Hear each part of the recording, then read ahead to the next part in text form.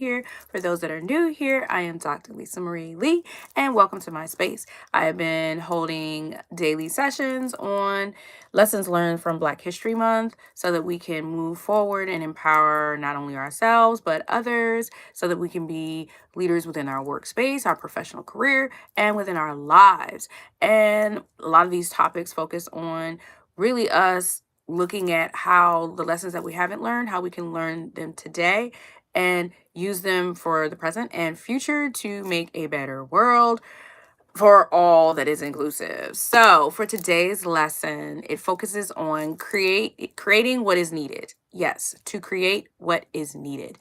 Now, that is definitely a lesson that has been learned through Black history and through the understanding of Black culture. When we look at the founding of this nation and even how we live in society today, down to inventions related to the GPS system, related to the traffic signal, related to the refrigerator, the air conditioner. I can go on about things that were created and needed thanks to the understanding of Black culture and the intelligence and gifts of Black intelligence to society.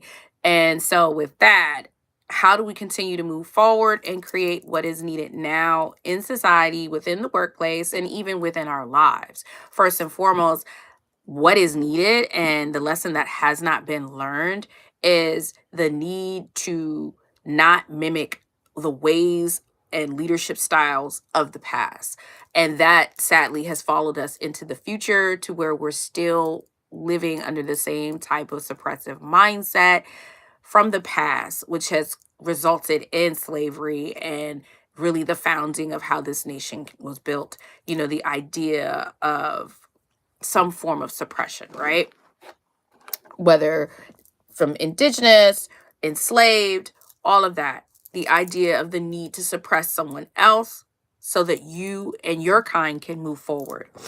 Now, pardon me, sadly, we are still stuck in that same mindset, from past generations and the founding of this country, which is all focused on exclusion, control, and systemic ideology, all designed to keep people out. So, how do we move forward present day and into the future without having this same mindset, even though this is something that we should have learned from the past, but we continue to live through?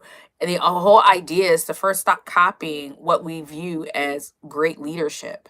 If it's not great leadership if it's built on an idea of control and suppression. Our leadership is not necessarily based on that. It is the idea to shift and sway and influence. It's not necessarily to wield a Gilded Age ideology and push forward, unnecessary truths and ideas. It is for one whole collective, for the collective and the one to steer the collective in a direct way, in a dialectual way, so that there is order, not to be the suppressive mindset, pushing fear and silence and all of those types of things.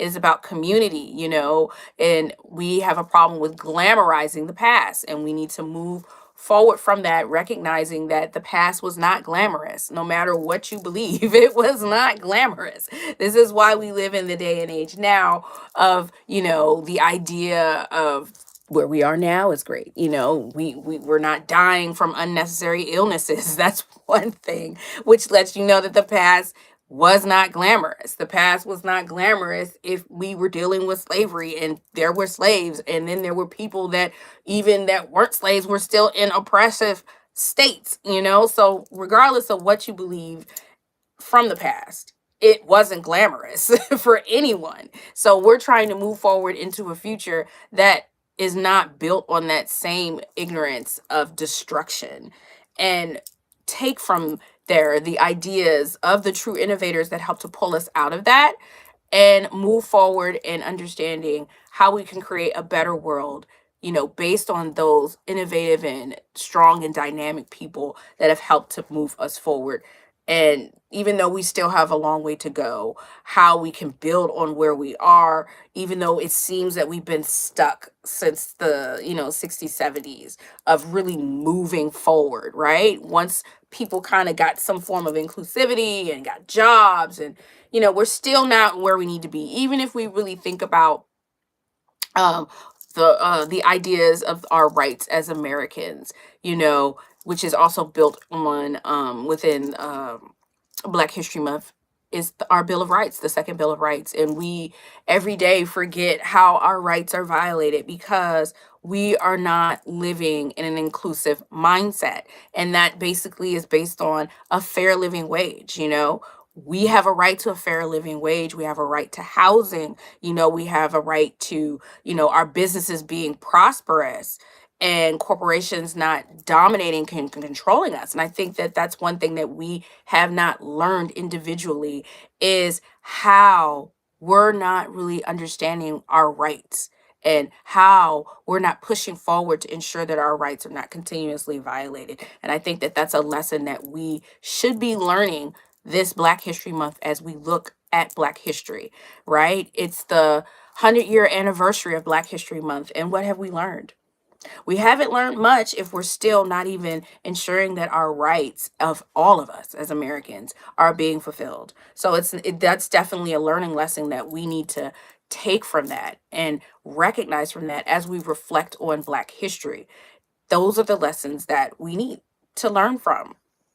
And that's necessary. We need to have the audacity to stand up, and ensure that those that are in power are not going to continuously hold us back, because that's really what they're doing. Because when we allow others to hold us back, we can't move forward. That's the idea of, us being leaders and stepping forward and empowering others. We see what's going on around the nation with other people standing up and fighting, even in Minneapolis, regardless of what you believe, those people stood up. They stood up for what they believed in. That's a prime example of moving forward based on lessons of the past, the lessons of Black history, the lessons of those that aren't afraid. And that's something that we need to do and we need to stand up for. And as I've mentioned, all of these talks are for us to move forward so that we can be successful in our personal lives and in our professional lives. So the only way that we can do that is to truly hold those in power accountable.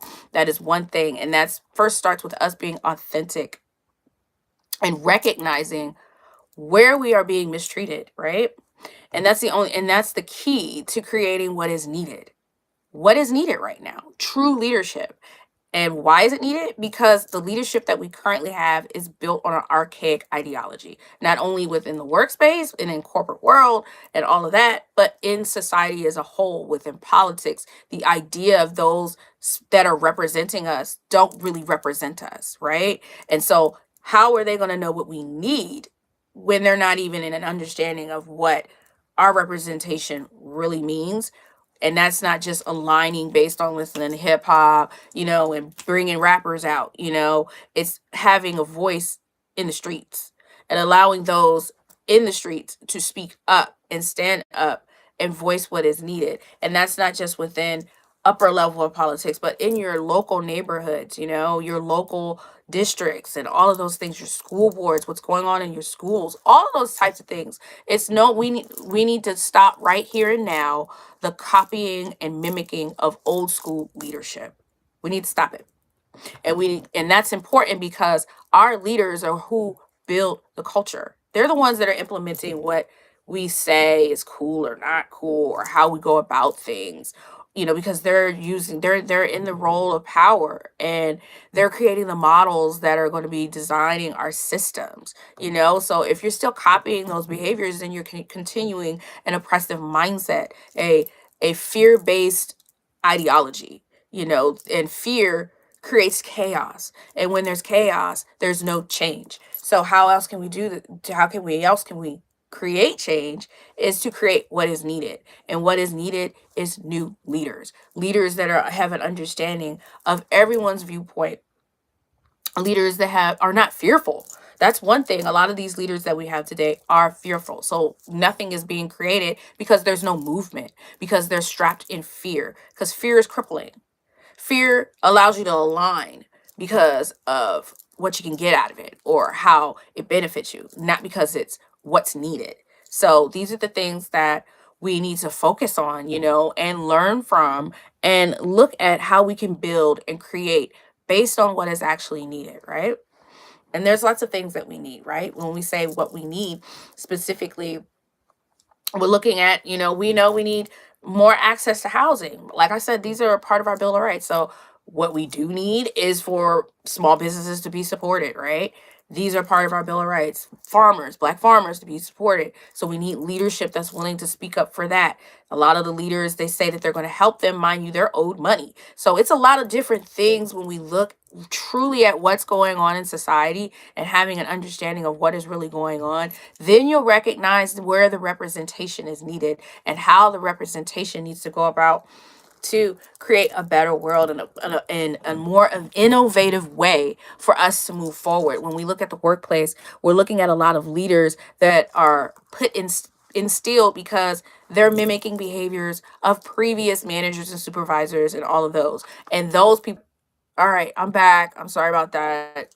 When I get to talking and I be talking that talk, it bleeps me out, but it's all good. That's how I know that what I'm saying truly matters. So, as I was saying, when we have leaders that have gone on to colleges, they've been managed and led and trained and took classes on best practices that are put forth by thought leaders and great minds based on their understanding. But those great minds and those people that are creating these new ideas of best practices, they're not truly a representation of those that are they're really leading. They've never had to truly lead. We forget that a lot of people that we put into power never have had any work history or had a real job for real.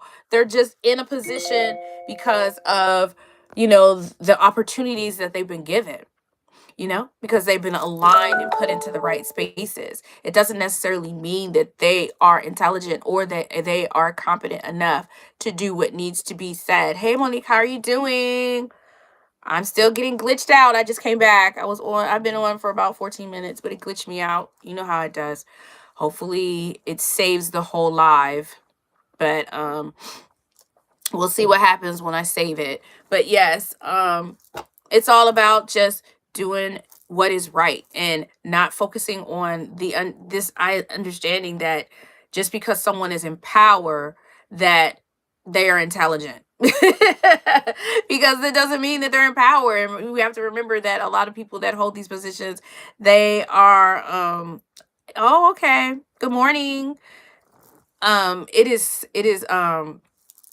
it's all about having the understanding that just because someone is in power doesn't mean that they, are knowledgeable, right? It just means that they've been given a position, and more likely because they've been deemed as, having potential, but not necessarily having experience. And that's something that you find also when we look at suppressive environments and things like that. There's always the idea that one is better than the other because of who they are, and the internal bias of someone having the ability to have greater potential than another, But that's what's instilled in us, and that's where we have to move forward from those biased thinkings. That type of thinking is instilled in us and it's ingrained in us, and we don't realize it because that's how the world has been created. It's not based on the understanding of we all are one. This is something we're moving towards,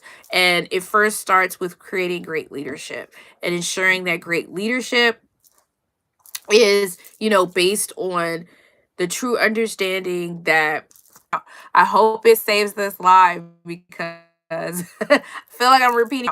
I hope it saves this live because I feel like I'm repeating myself, and I don't want to come off as redundant. But I do feel like I am keep getting kicked out, and I don't know why, but I hope everyone is getting the understanding of the importance of this talk and the importance of, great leadership. And great leadership doesn't start with leaders that are based on past ideologies. I'm going to open the door. All right, I opened the door. Maybe that makes the signal better, but I don't think it's my Wi-Fi, but we'll see what happens. But I hope everybody can hear me clearly, at least, and that, this live gets saved. My apologies. I don't know what is going on, but when I do these talks, it starts glitching and doing all the weird stuff because, what I'm saying is important. But as I said, I'm going to end it right here. Hopefully everything is saved. If not, I will come back on. But the understanding is to create what is needed. Black History Month is something that we should reflect on, with the understanding that Black history shows us that Black people were creating what was needed. You know, we created what was needed, and we've contributed to a lot to this country.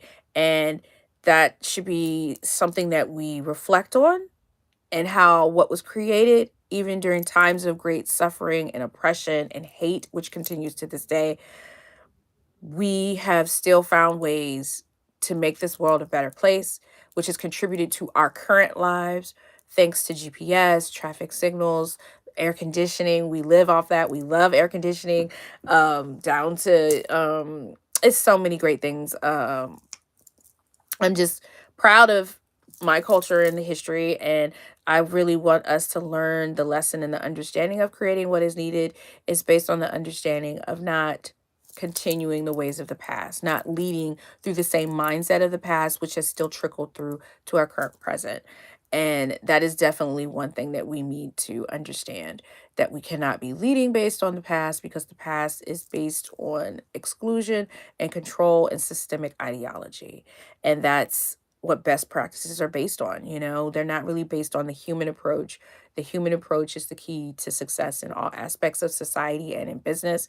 And, you know, when you don't take the humane approach, that's where evil prevails. So for us to be able to be greater, we have to learn from the past, and the understanding that the way that we learn and the way that our leaders are taught are based on that type of ideology. And for us to move forward is to always consider the human, and to always embrace the human. And all right, it's really getting on my nerves. So I'm going to go ahead and get off because it keeps crashing. I hope someone got to hear what I had to say, and I wish you very well. And remember to be the change, okay? And love yourself and others. Bye.